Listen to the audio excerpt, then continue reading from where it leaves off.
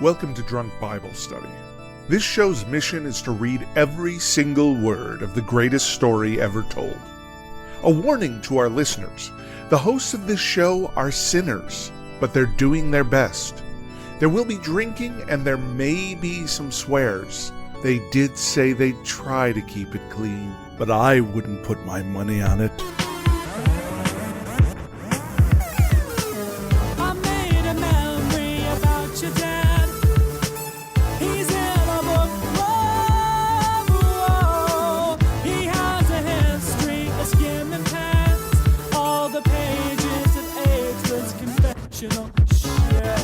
I'm Emily, and this is Drunk Bible Study, where my good friends Dedeker and Jace teach me, a born and raised atheist, all about the Bible. So Jace and Dedeker, how are you all doing today? Yeah, I'm doing pretty good. I'm down to, this is my second to last Drunk Bible Study before I'll be back in the States. Oh, yeah. How exciting. For a moment, I was like, wait a minute, you're leaving the show? You're not allowed to do that. This is my big announcement. I decided to wait until we're opening the show to let y'all know. I'm sick of this and I'm leaving. You're contractually obligated to stay. Sorry, you can't leave. Exactly. I agree. Wow. How are you doing, Emily? I know you were feeling a little under the weather earlier. Yeah, I didn't feel great today. I'm having just like a skosh of wine. Like natural medicine. It's all good. Yeah, natural medicine. It's fine, but I could be feeling better. But hopefully reading the Bible will help cure me of whatever it is that I don't feel well. Yeah, sure. That's like faith healing. I think it'll work. I think it'll work for you. I'll have to check in again at the end and see, like, do a little A/B testing before and after. Okay. Yeah. Like, if you could rate for us right now, like, how you're feeling on a scale of 1 to 10, with 1 being, like, on death's door and 10 being, feeling super great. I definitely don't feel like I'm at death's door. No way. And I think I feel better. Like 1 to 10. Where would you? 1 to 10? 1 is death's door? Yeah.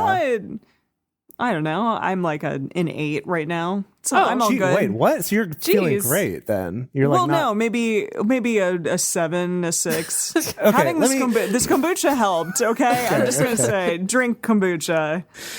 They need to sponsor us now. No, it definitely helped. Okay, all right, fine. Yeah, we're all good. Oh, yes. Yeah, I'm having a little bit of kombucha and a little bit of rosé. Okay. Just kind of double fisting it. Yeah. Good. What about you, Jace? So I ordered some alcohol online because I was running low. So I got some gin and some whiskey and some other whiskey.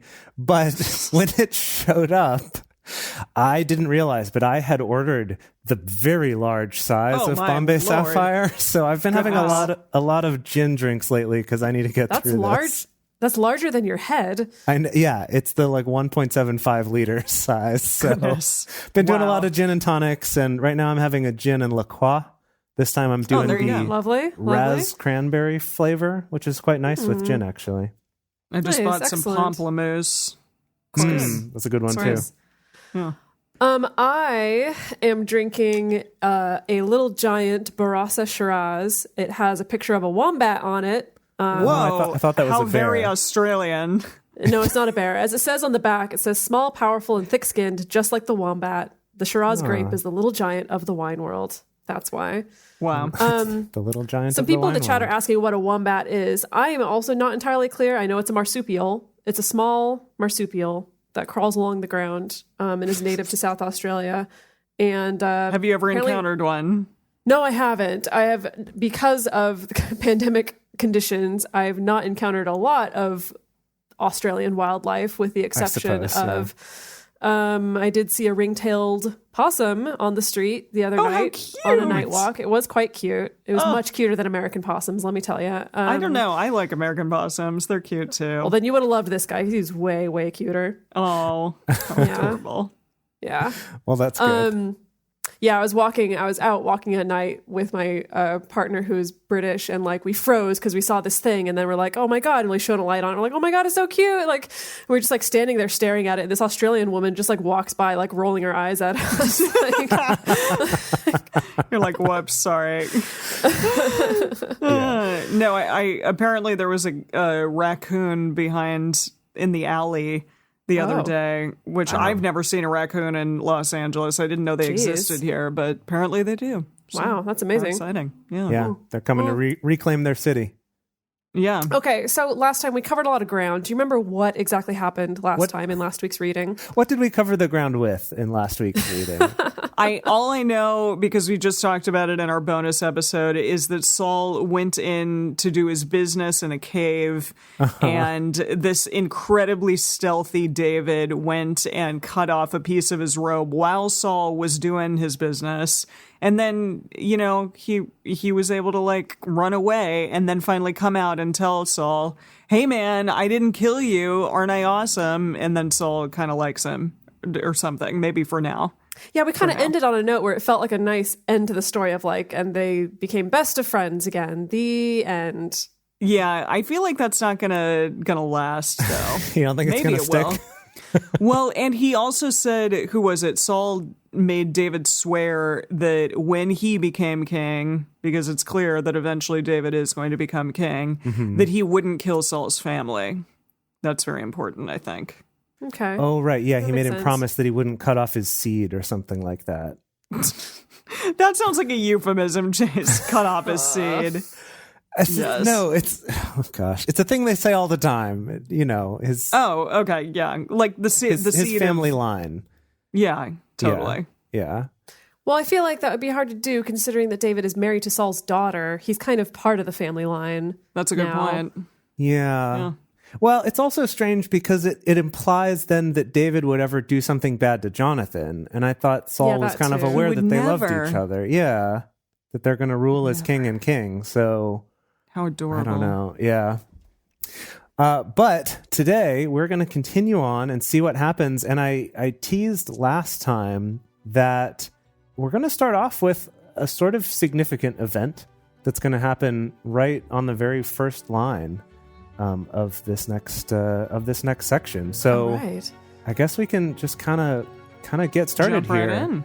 So Okay. today we're reading 1 Samuel 25, 26, and 27.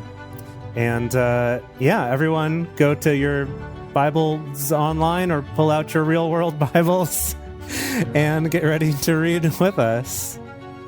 You can. As we get started, we'd like to... I have to time it to the music, and now it's all ruined. As we get started... we want to remind everyone to read responsibly and drink responsibly. You can drink along with us, or you can listen to us while you're in the car. But please do not do both at the same time. And with that, 1 Samuel 25.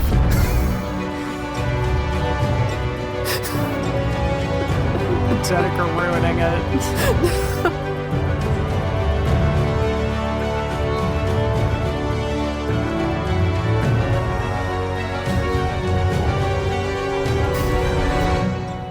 I'm sorry, Jace. It's just that when you paused like that, I panicked. I know. I It's understand. like, oh gosh, that must mean I'm dropping the She ball. does forget a lot. She does forget that second verse. Like, what do we say? I don't know. Oh, boy. Okay. You did it though. You squeezed it in there. I did it. We just crammed it in We there. were trying to. We were trying. All right. Here we go. Samuel died. Oh, jeez. Gosh. Like I said, 0 to 60. No Wow. warm up, nothing. Wait Wow. a minute. But there's a whole nother book called Samuel. Second Samuel. Samuel Right. 2.0. Does he get resurrected? His ghost. His ghost. So I did think this was very funny because we had talked about the idea that Samuel had written these books. And then when I saw that this was coming up, I looked it up a little bit. And yeah, there's plenty of articles being like, that's always been an absurd idea because he dies in chapter 25 of the first book. Like, what are you talking about? That's Okay. pretty funny. So Samuel died. And all Israel gathered themselves together and lamented him and buried him in his house at Ramah. David arose and went down to the wilderness of Paran. There was a man in Maon whose possessions were in Carmel. Don't care. Sorry. Down in Carmel. His possessions were in Carmel. And the man was very great, and he had 3,000 sheep and 1,000 goats, and he was shearing his sheep in Carmel. It was going to take him a long time. Who? Hi. Sorry. Okay. Yeah. I'm like, why do we care? Who is this person? Right. He's a man with many possessions. This random rich dude. Okay, maybe it'll pay off in a second. We're sort of setting the scene here. So there's this dude who lives in Mayon, but his possessions are in Carmel. He's got 3,000 sheep, and he's shearing them. And I highly doubt he is the one shearing. No, exactly. I was just going to say here. that. Yeah, come on. It's probably someone else who's doing the shearing. Yeah, all right. Fair enough. Now, the name of the man was Nabal. Nabal. Nabal. Mm-hmm. And Nabal? his wife, and the name of his wife, Abigail. And the woman was of good understanding and of a beautiful face. Okay, so she was smart. So she was way out of this guy's league is what I'm interpreting that as. I mean, the fact that she's, named in the Bible means that she's a big damn deal. That's true. Well, okay, let's read this next line here. But the man was churlish and evil in his doings. Oh. And he was of the house of Caleb. Just got to throw that dig in there real quick. Churlish.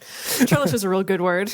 It is pretty good. Okay, so right off the cuff, I want to cast these two as Donald Trump and Melania. Oh, no, boy. No. She needs to be cooler than... No. Yeah. No. They both need to be not that. That's just what came... Okay, I'm sorry. If you tell me, think of someone where someone's like churlish and evil of ways and their wife is beautiful. That's the first couple that comes to mind for me. No, we want to hire an actor who we like, but who can play this sort of role. Come on, play churlish. Come on. But maybe we could have them sort of acknowledge the fact that they're sort of representing the archetypes of Donald Trump, maybe. And we'll get to that later. We'll work with the actor on it. I was thinking of the guy who played Rumpelstiltskin in that show about all of the Disney characters. Oh, Once Upon a Time? Yeah. Well, we need to find out Maybe more. we need bigger people. Yeah, probably for our big budget movie, we need huge actors. Okay, well, let's see what happens with these two, whether they're worth casting or not. I don't know how much longer we're going to see them. Okay, right. So she was of good understanding and a beautiful face, and he was churlish and evil. David heard in the wilderness that Nabal was shearing his sheep. David sent 10 young men, and David said to the young men, "Go up to Carmel and go to Nabal and greet him in my name.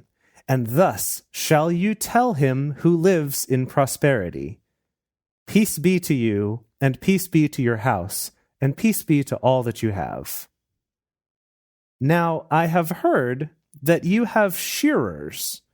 Your shepherds have now been with us, and we did them no hurt. Neither was there anything missing to them, all the while they were in Carmel." What is... I'm already lost. Okay. Is this a vague threat? It's like, hey, they were here and we didn't hurt them. It would be a shame if something happened to them, though. Yeah. Is he trying to throw his weight around? What is going on? Wait, David throwing his weight around? Yeah, David sending this message via his 10 of his boys. Message boys? Yeah. Okay. Ask your... the message is still going on. Ask your young men, and they will tell you. Therefore, let the young men find favor in your eyes, for we come in a good day. Please give whatever comes to your hand to your servants and to your son David. I see. So they're sort of asking for charity, I guess. Who is asking for charity? And David is asking for charity? David and his boys. And to your son David. Wait, are they talking to the man, or are they talking to Nabal? God? Yeah, to Nabal, to the man. But David is not Nabal's son. No, it's in a sort of a deferential way, right? Like, and you're your loyal servant, like your son David, not literally your son. I know, but God would call David his son. I see. Right. So it's confusing. Okay. Yes. To me, it's confusing. What chapter is this? This is 25, right? Yeah. I was just kind of curious if I could find what the message says, because that whole thing, the wording of it was very confusing. Okay, so he sent him this message that says, "Peace, life and peace to you. Peace to your whole household. Peace to everyone here. I heard got that it. I heard that it's sheep shearing time. What? Here's to the point, : when your shepherds were camped near us, we didn't take advantage of them, even though they looked very tasty. They didn't lose a thing all the time they were with us in Carmel. Ask your young men, they'll tell you. What I'm asking is that you be generous with my men. Share the feast. Give whatever your heart tells you to your servants and to me, David, your son. Okay, so either it's some people in the chat are suggesting this is a protection racket. Kind of. It's also a little bit just more of a tit for tat. I don't know. Or maybe it is a veiled threat of like, the thing we not, did for you is just not mess with your guys. basically. But we could if we wanted to, I think is what he's saying. Okay. All right. So,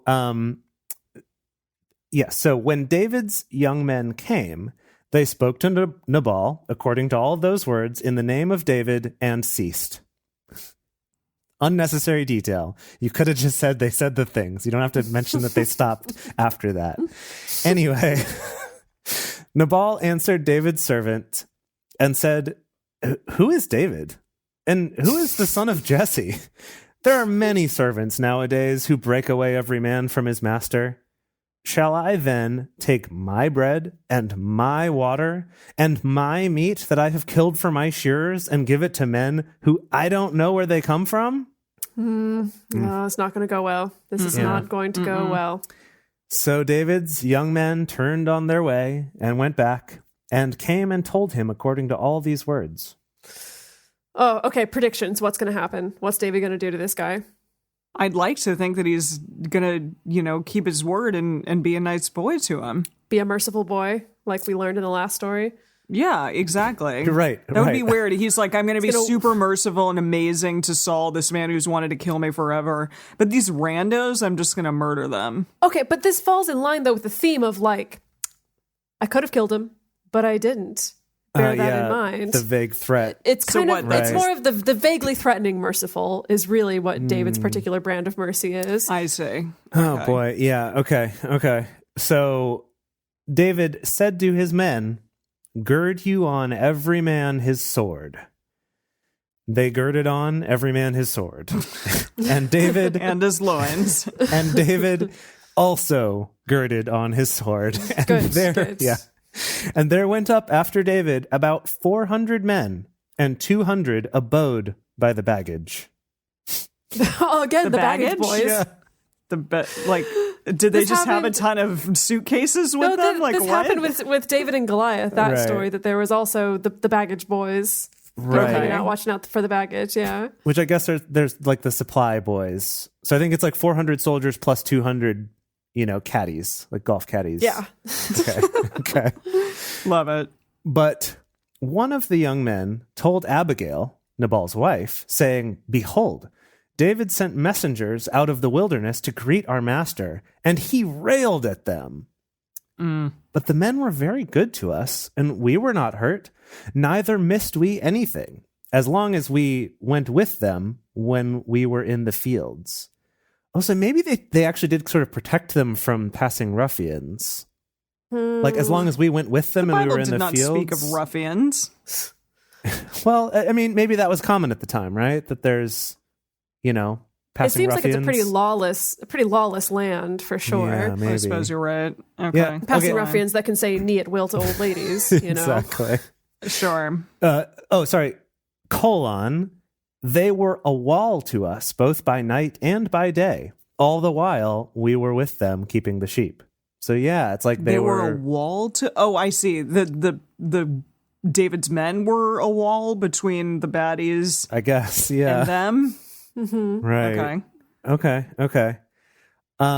Now, therefore know and consider what you will do. For evil is determined against our master and against all his house. For he is such a worthless fellow that one can't speak to him. Wow. They're talking about... This is her husband. What's his butt? The Churlish boy? guy. The churlish boy, Donald Trump. Yeah. Okay. Then Abigail made haste and took 200 loaves and 2 bottles of wine. I feel like your ratio is a little off. I don't know about that ratio. And 5 sheep ready dressed, and 5 measures of parched grain, and 100 clusters of raisins, and 200 cakes of fig Newtons. Yes, fig Newtons. It's not a cookie, tasty. it's fruit and cake. 200 fig Newtons, and laid them on donkeys. Wow. Okay, Wow, wow. those donkeys really can pull a lot. I But mean, I know still, they're Yeah. supposed to in be the good at midst of that. in the midst of that, still just 2 bottles of wine, lady? Come on now. Yeah. Maybe that's all they had. Is there... They're Maybe rich they were like people. huge jugs, though. I don't know. Oh, yeah, they could have been really big bottles. Like those those novelty things- ones. Yeah, the giant novelty ones a that are like Methuselah? as tall as you are. Yeah. Okay, yeah. I'm just looking at other translations here. It's saying 2 skins of wine, 2 bottles of wine. Yeah, no, they're all pretty united on this. That does seem a little Apparently weird. not very important. Okay. Yeah. She said to her young men, "Go on before me. Behold, I come after you." But she didn't tell her husband, Nabal. Oh. She wants to be rid of him. We'll set up something here. It was so, as she rode on her donkey and came down by the covert of the mountain, that behold, David and his men came down toward her, and she met them. Now David had said, "Surely in vain have I kept all that this fellow has in the wilderness, so that nothing was missed of all that pertained to him, and he has returned me evil for good. God do so to the enemies of David, and more also, if I leave of all that belongs to him by the morning light so much as one man-child." That Okay, was so what? confusing. Can you It's all please, man-child. please tell us what that means? Which verse are you on, Jace? That was verse 20 22. Too. Yeah, we have someone in the chat saying to check the King James version for verse 22. Okay, all right. Yeah. I've got King James pulled up here on my other page. Let's see. 22 says, "So and more also do God unto the enemies of David, if I leave of all that pertain to him by the morning light any that pisseth against the wall." Jeez. What? The actual... I don't know what that means either, but okay. Getting all kinds of scatological references in this book. Who pisseth against the wall. That's wonderful. That's so good. I love that people in the chat are like, "Oh, I've done that before." Like, I've been one of those. Can you please consult the message? Okay, so... Well, the fact, before we go to the message, the fact that in our translation it said man-child, and in the King James it said who pisseth against the wall, I'm thinking that I guess he's meaning... they mean the same thing. They mean men. Oh. They mean people who can pee against a wall, I guess. But why? But why still a child? man-child. But Yeah. still, because that's a man-child activity. I see. Being against a mean- wall. Okay, Come on now. I'll take your word for it. Okay, so here's the message. As she was riding her donkey, descending into a ravine, David and his men were descending from the other end. So they met there on the road. David had just said, so it's like she came upon them as David's like, "Well, that sure was a waste, guarding everything this man had out in the wild so that nothing he had was lost, and now he rewards me with insults? A real slap in the face. May God do his worst to me if Nabal and every cur in his misbegotten brood aren't dead meat by morning." Jeez, is that the Jeez. message? That's the message. Dead meat. Dead meat. Wait, so what about men, child? You're still stuck on the man-child. He's just gonna kill. He's just making fun of. He's like using derogatory language, I guess, because he's gonna kill them all. Okay. He's gonna They were kill. not worth his time to protect them because now they're insulting him and not reciprocating. Okay. And So he's gonna kill them, though. He's not just gonna not protect them. He's gonna kill them. He's going to kill them Okay. right now. Cool. Okay. Good job, David. And Abigail overheard this. Okay, here we are, verse 23. When and Abigail, Abigail's like, man-child? yes, it sounds like you're talking about my husband. Exactly. When Abigail saw David, she hurried and alighted from her donkey and fell before David on her face. Classic. the classic move. Drink for falling on your face. The donkey love bucked that. her off and she fell on her face. And bowed herself to the ground. she fell at his feet and said, "On me, my lord, on me be the iniquity. Please let your handmaid speak in your ears. Hear the words of your handmaid. Please don't..." What? Like she's the handmaid? Yes. She's, using humbling language. This is very Japanese in this interaction, where they're all sort of humbling themselves to each other. Yeah. I see. Yeah. Okay. Please don't let my lord regard this worthless fellow, even Nabal, for as his name is, so is he. Nabal is his name. Am I right? He definitely is, right? Can someone look up what Nabal means? Yeah. Nabal. Okay, I'm going to continue on. Nabal is his name, and folly is with him. It means fool or boor. Boor? Boor, like boorish. Boor. Like a boorish. Boor. Okay. So his name is Stupid Fool, Head. senseless. And he sure is. Folly is with him. But I, your handmaid, didn't see the young men of my lord whom you did send. Oh, I see. I didn't see your messengers. Now, therefore, my lord, as Yahweh lives and as your soul lives, seeing Yahweh has withheld you from blood guiltiness and from avenging yourself with your own hand. Now, therefore, let your enemies and seek those and...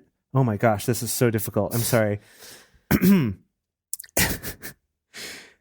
And as your soul lives, seeing Yahweh has withheld you from blood guiltiness and from avenging yourself with your own hand, now therefore let your enemies and those who seek evil to my Lord be as Nabal.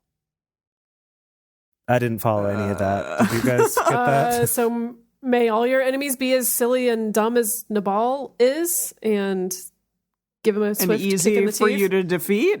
Yeah. Right. Something like that. That's my guess. Okay. All right. Here's the message. And now, my master, as God lives and as you live, God has kept you from avenging murder. And may your enemies, all who seek my master's harm, end up like Nabal. Still doesn't make any sense. But she seems to know that Nabal's going to have his butt handed to him pretty soon. Okay. All right. Okay. Well, he did just say that. Now, therefore, my lord, as Yahweh lives and as your soul lives... Oh, wait, sorry, that's the one we just did. Now, this present, which your servant has brought to my lord, let it be given to the young men who follow my lord. Wait, did she give him a present? Yeah, Well, I guess this is all the... Fig Newtons and the wine and the 200 loaves of bread and clusters of raisins and all those things. Fun. Right.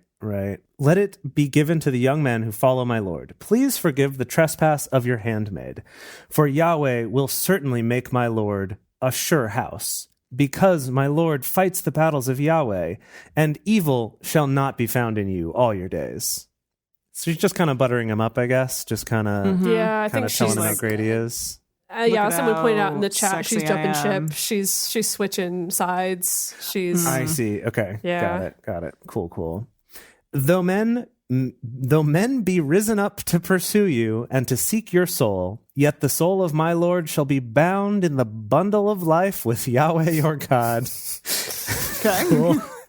And the souls of your enemies, them shall he sling out, as from the hollow of a sling, which I hear. You know all about a sling, don't you, David? Exactly. It shall come to pass, when Yahweh shall have done to my Lord according to all the good that he has spoken concerning you, and shall have appointed you prince over Israel, that this shall be no grief to you, nor offense of heart to my Lord, either that you have shed blood without cause, or that my Lord has avenged himself. When Yahweh shall have dealt well with my Lord, then remember your handmaid. Wow, that was a long monologue. Thanks, Abigail. And so she's really setting up and really trying to reiterate, like, whatever happens, you're not going to be guilty. It's going to be And great. I think, she just doesn't want anything to happen to her, I'm assuming. It's like her overarching hope here. Right. It's like, things are going to go so good for you, dude. Like, don't even worry. And trust me, about we're on the same side about Yeah. Yeah. Hate that guy. stupid that ass I'm married to. Ooh. Right. Yeah. He's a real Nabal, if you know what I mean. Yeah. He's a fool. Okay. David said to Abigail, Blessed be Yahweh, the God of Israel, who sent you this day to meet me. And blessed be your discretion. It's like, don't tell a soul. And blessed be you that have kept me this day from blood guiltiness. I really like this term, blood guiltiness. They're using. No, it makes me feel gross. Blood guilty? Ew. I mean, he didn't kill someone. He would have been guilty. Yeah, I just don't like the blood. term. Mm-hmm. Okay.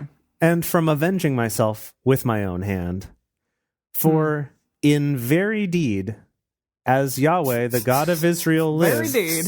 For in very deed, as Yahweh, the God of Israel lives, who has withheld me from hurting you, except you had hurried and come to meet me, surely there wouldn't have been left to Nabal by the morning light so much as one man-child.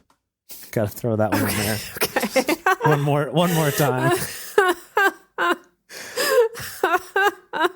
Sorry. I wasn't expecting that. So he's also doing his whole man-child. He's doing his shtick again of like, wow, if you had not at the last minute come out to meet me and bring me all this stuff, I would have killed the crap out of all of you. Yeah. Like, again, that same, like, I'm so barely merciful is David's tagline. Yeah, I'll hit you with the King James here. It's just the wording of this whole thing is so weird.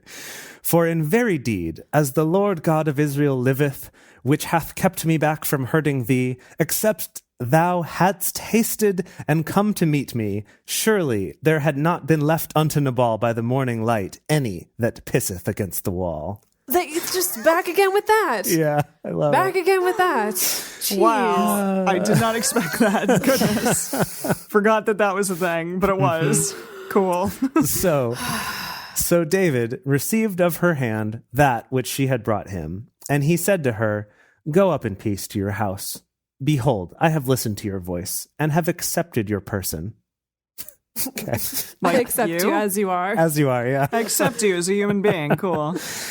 Abigail came to Nabal, and behold, he held a feast in his house, like the feast of a king. And Nabal's heart was merry within him, for he was very drunken. He was binging this show. He's like, I wonder how this is going to end. Yeah. Ooh. Therefore, she told him nothing, less or more, until the morning light. It happened in the morning, when the wine was gone out of Nabal, that his wife told him these things, and his heart died within him, and he became as a stone. Oh. Okay. Yeah. What? Let me just keep going. Let me keep going. It happened about 10 days after that Yahweh struck Nabal so that he died. So, okay. Yeah. So yeah, heart attack or aneurysm or anything. But it took 10 days to do the deed of death? The death deed? Now, okay. Maybe this is me being a little bit conspiracy theorist here. But like, she came out and she was like, don't worry about it. He's gonna die if you catch my drift. Right? Like, is that possible? That's what we're talking about here? I mean, there were some... She gave him ricin, like in Breaking Bad. Yeah. There were some conspiracy theorists in the chat suggesting that very thing. Pretty much everyone agrees with me. Okay. Everyone thinks that it was poison. Cool. Okay. Wow. Ooh, we should look that up too, Dedeker. At some point. Did Abigail actually? Did Abigail poison? Mm-hmm. Okay. It happened about 10 days after that Yahweh struck Nabal so that he died. When David heard that Nabal was dead, he said, Blessed be Yahweh, who has pleaded the cause of my reproach from the hand of Nabal, and has kept back his servant from evil. And the evildoing of Nabal has Yahweh returned on his own head. David... Okay. Sorry, I'm going to jump in because I just don't get the kind of thinking of, I had every intention of killing this person, but something happened, some kind of serendipitous event happened so that I didn't kill them, therefore I am blameless. I'm like, no, you still had every intention of killing this person. Well, your heart. Apparently that doesn't matter. But he didn't kill everyone, right? Like he, was saved from killing this whole village or this whole, town of relatively good people just because their leader was a jerkwad. He still had the intention, though. He still would have. Oh yeah, totally. No, it sucks, but I feel like at this time, guilt is more different. More different than it's more different. It's more about what actually happened in the end. I guess so. Yeah. Okay. Intent is not a crime. Exactly. So, thank you, Annalisa. Right. So David. Okay. Oh my, yes. Can we? Okay. Intent is not a crime, but what's the legal term for it? For some conspiring to commit a crime? Yeah. Conspiracy? Sure. So he died. David is stoked, right? He loves it that then the evil doing of Nabal was returned on his own head. David sent and spoke concerning Abigail to take her to him as wife. Oh, you called it, obviously. Oh, okay. All right. Yep. Wow. All right. Okay. When the servants... I mean, he did say, like, take your hand, and so I kind of thought, like, does that mean... a little romance going on? In marriage? Oh, I didn't even catch that. When the servants of David were come to Abigail, to Carmel, they spoke to her, saying, David has sent us to you to take you to him as wife. She's like, oh, hell yes. She arose. Let's do this. And bowed herself with her face to the earth, and said, Behold, your handmaid is a servant to wash the feet of the servants of my lord. Abigail hurried and arose and rode on a donkey with 5 ladies of hers who followed her. And she went after the messengers of David and became his wife. David also took Ahinoam of Jezreel, and they became both of them his wives. Just got to throw in one more. Also a random person. While he was at it, he was in the wife collecting mood. Yeah, sort of a buy one get one sort of situation. Isn't he already married? Yeah. But I mean, he's in line to be king. You know, he's just collecting ladies left and right. It's what you did back then. Apparently. Oh, now Saul had given Michal, his daughter, David's wife, to Palti, the son of Laish, who was of Galim. Can you do that? So he was like, Saul no. took her back? He was like, just kidding?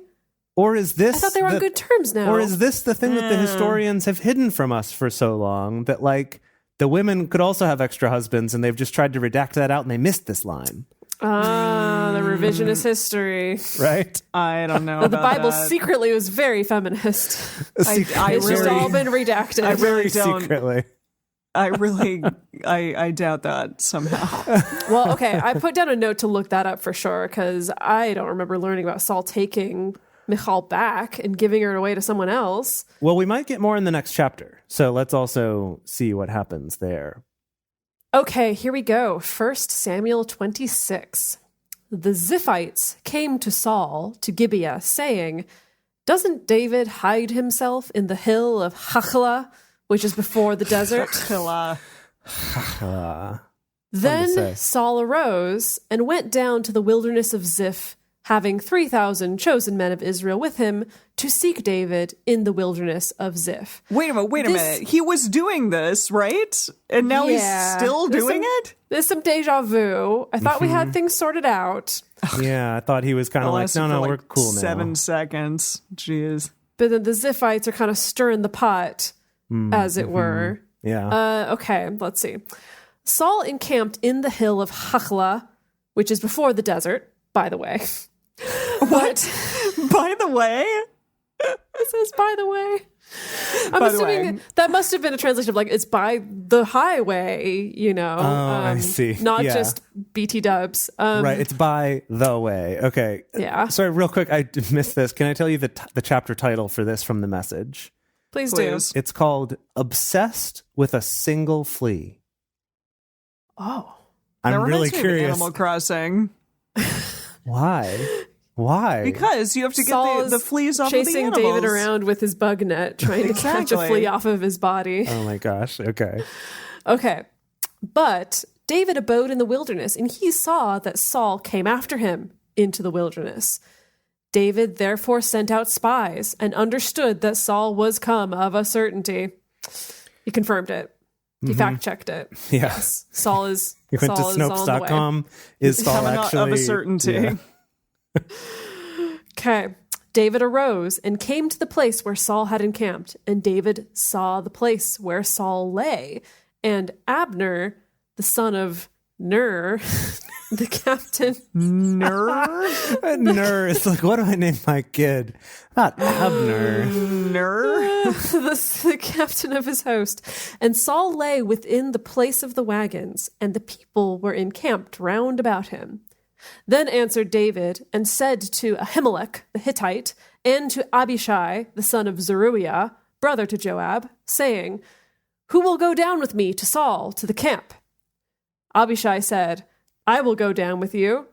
So David and Abishai came to the people by night, and behold, Saul lay sleeping within the place of the wagons, with his spear stuck in the ground at his head.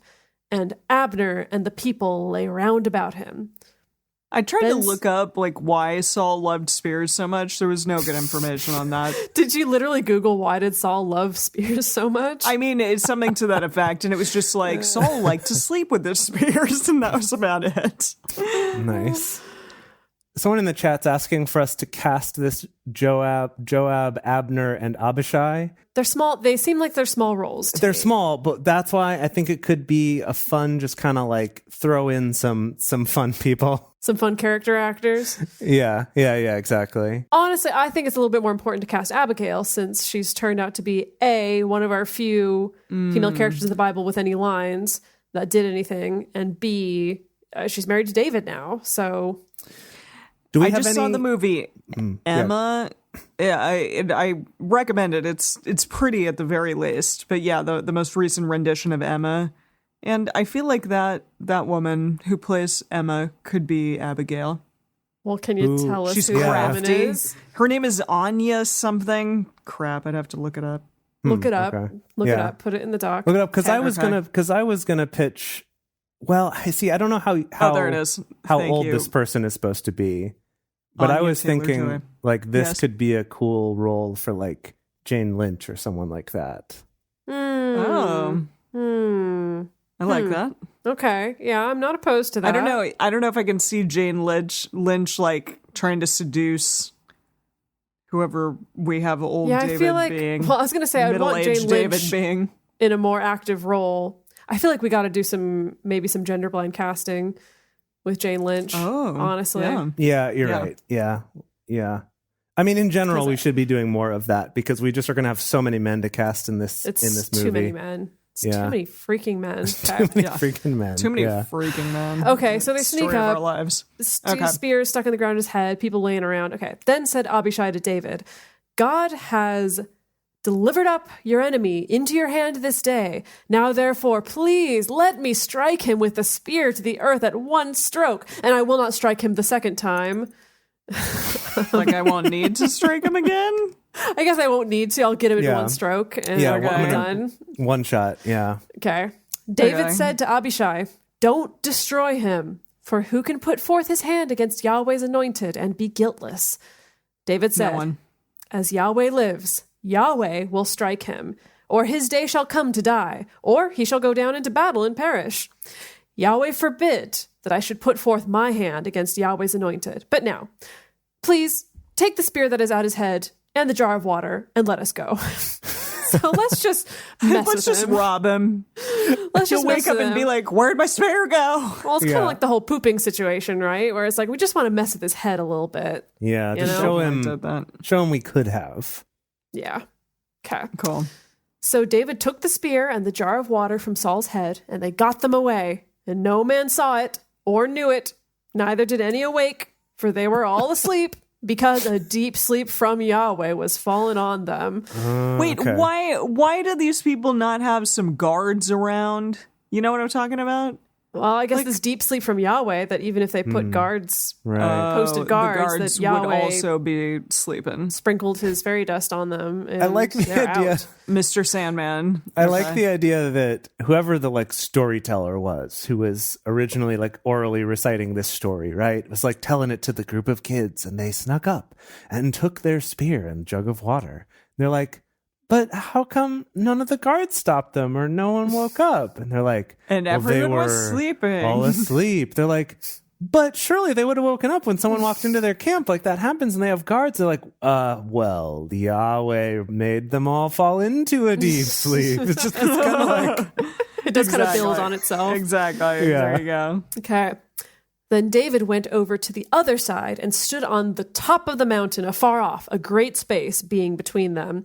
And David cried to the people and to Abner, the son of Ner, saying, "Don't you answer, Abner? I've been blowing you up. Come on, man."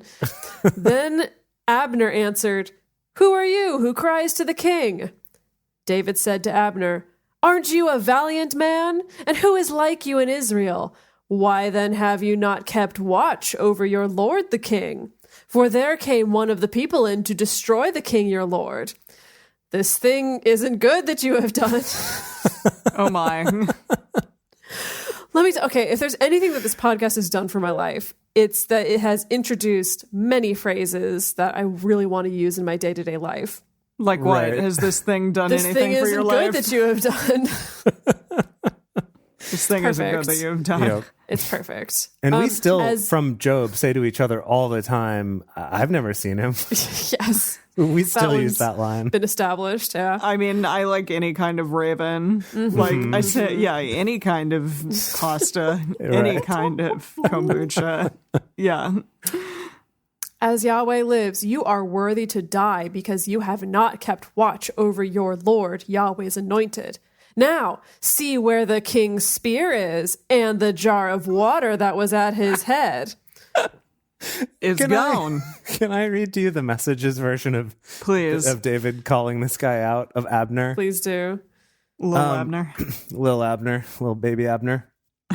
So he goes up to the hill, right? And he goes, "Hey, Abner, how long do I have to wait for you to wake up and answer me?" Abner said, "Who's calling?" What? "Aren't you in charge there?" said David. "Why aren't you minding the store? Why weren't you standing guard over your master the king when the soldier came to kill the king your master? Bad form. As God lives, your life should be forfeit. You and the entire bodyguard. Look what I have. The king's spear and water jug that were right beside his head." Jeez. Bad form.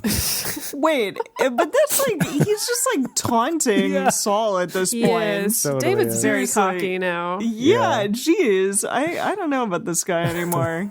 He was Saul- once like all sweet. Yeah, He's a just a sweet little baby sweet boy. baby, Yeah. baby sheepy boy. Yeah.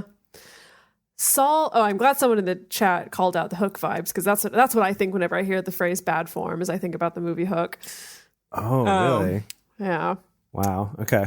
Deep cuts. Saul knew David's voice and said, "Is this your voice, my son David?"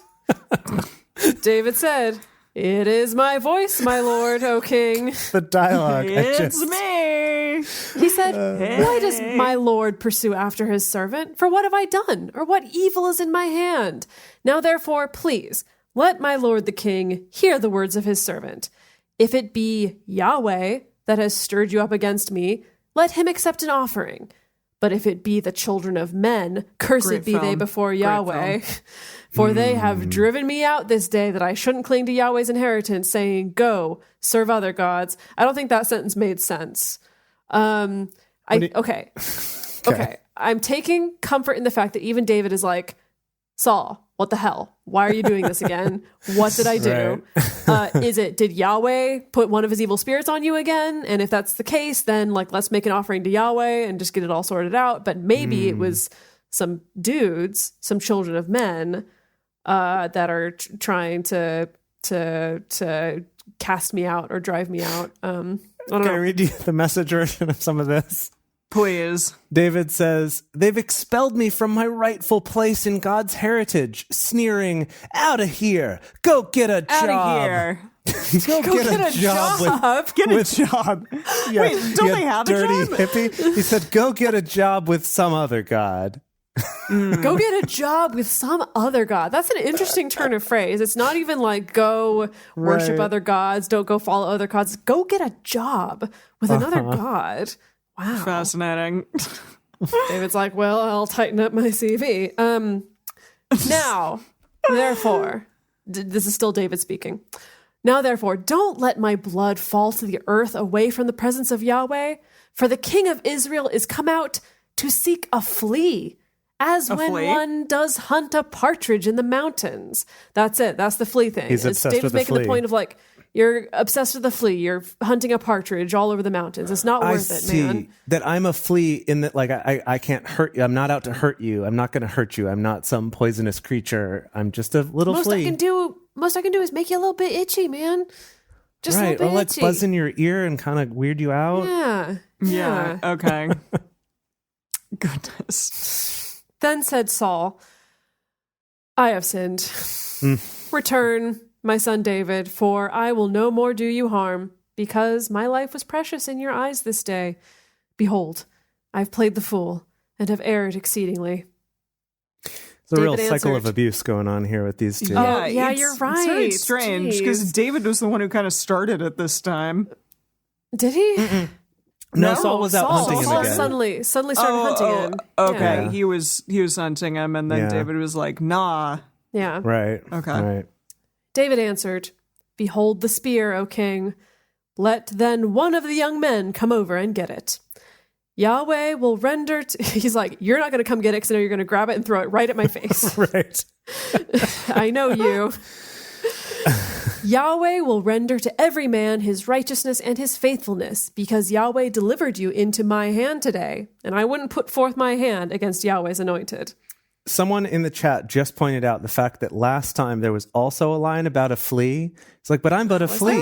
And I made the joke about him gesturing to some random soldier who's then played by Flea, the musician. Right. Yes. Who's like, yes. huh, me? And that should happen again. This bit comes back. It's a repetitive Yeah. joke, Yeah, right? yeah. Yes. Yeah, okay. Okay. Yes, Right. it is.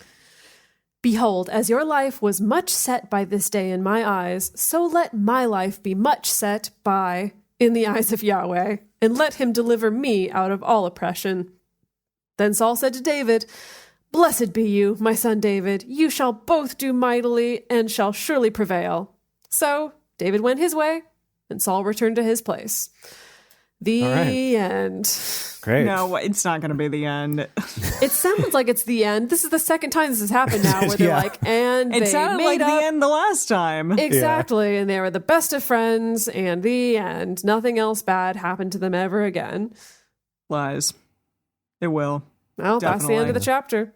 Well, we're going to move on to 1 Samuel 27, which, I don't know. This is actually only a 12? It's 12 verses. That's really Yeah, quick. That's a little short, shorty. Little wrapping up. Okay. David said in his heart, I shall now perish one day by the hand of Saul. There is nothing better for David me. is still What? he's still convinced. He's just like, that man's Right. going to kill me someday. Yeah. Like, this There is is not no- over. No, seriously. There is nothing better for me than that I should escape into the land of the Philistines, and Saul will despair of me. To seek me any more in all the borders of Israel, so shall I escape out of his hand. So he's going to go to the land right. of the Philistines. Wow.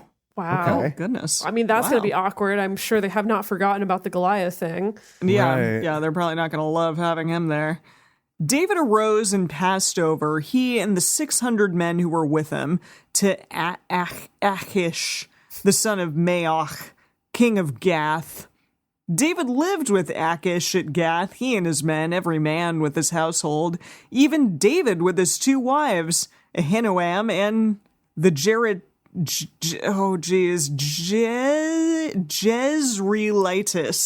Jezreelitis, and Abigail.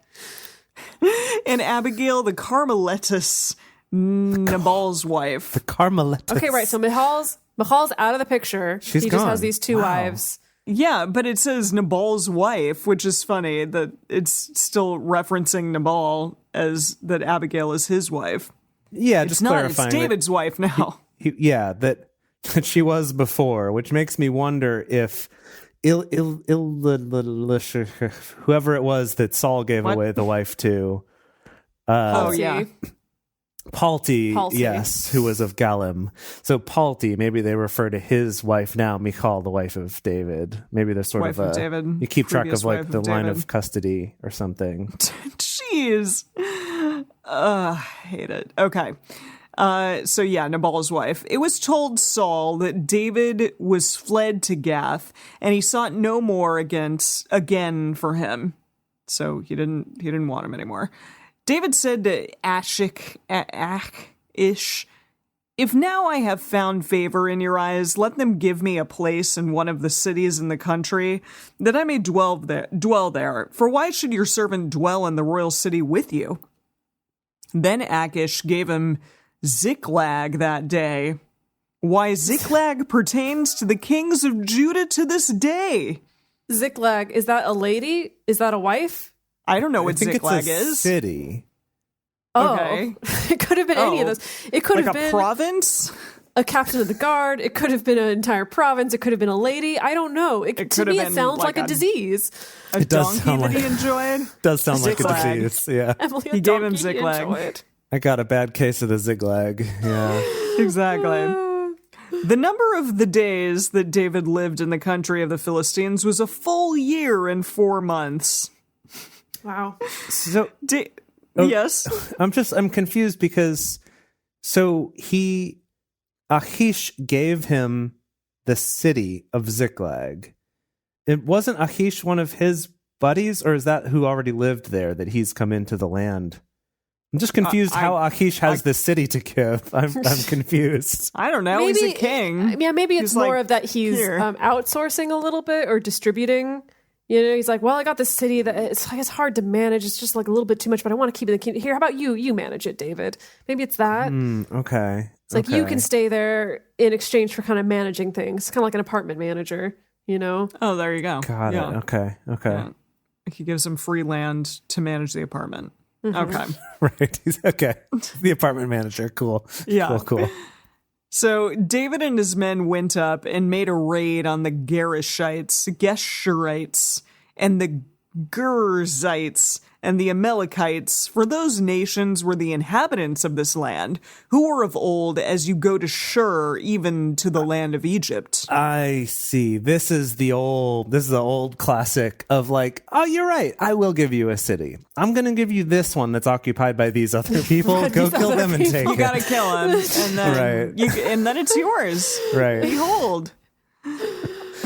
So David struck the land and saved neither man nor woman alive, and took away the sheep and the oxen and the donkeys and the camels and the clothing, and he returned and came to Wait, hold Achish. on. And the clothing. And the clothing. clothing. He saved the clothing. He did not kill the that's clothes. a new one. That's new. Yeah, Because it in the is. past, we get people saving the donkeys and the oxen and the sheep and stuff like that. We've got no mention of people saving the clothing. Maybe they were particularly stylish. It's like, we cannot throw this in the bin. Yeah, goodness, look at this. It's beautiful. Okay, so he got the clothing. And he came to Achish. Achish said, "Against whom have you made a raid today?" David said, "Against the south of Judah, and against the south of the Jerahmeelites, and against the south of the Kenites." David saved neither man nor woman alive to bring them to Gath, saying, lest they should tell of us, saying, so did David, and so has been his manner all the while he has lived in the country of the Philistines. Achish believed David, saying, he has made his people Israel utterly to abhor him. Therefore he shall be my servant forever. Okay. I didn't understand any of that, but I was just looking at the message to try to catch what was happening because I feel like there's some intrigue going on. And Well, that's the whole chapter, so that's if you the want to, end, like... right. Yeah. Okay, so I'm a little confused about this. So Achish gave him this city, and then the message says, from time to time, David and his men raided the Geshurites and the Girzites and the Amalekites. These people were longtime inhabitants of the land stretching toward Shur onto Egypt. When David raided an area, he left no one alive, neither man nor woman, but took everything else. Sheep, cattle, donkeys, camels, clothing, the works. Again with the works in the message. The works. I love it. Then he'd return to Achish. Achish would ask, and whom did you raid today? David would tell him, the Negev of Judah, or the Negev of Jerahmeel, or the Negev of the Kenites. he never left a single person alive, lest one show up in Gath and report what David had really been doing. So, which was what? Yeah, that's what I'm lying. confused. He's lying about who he's actually raiding. Yeah. Like that. Okay. That he's just raiding random, like, small groups rather than entire cities and taking everything.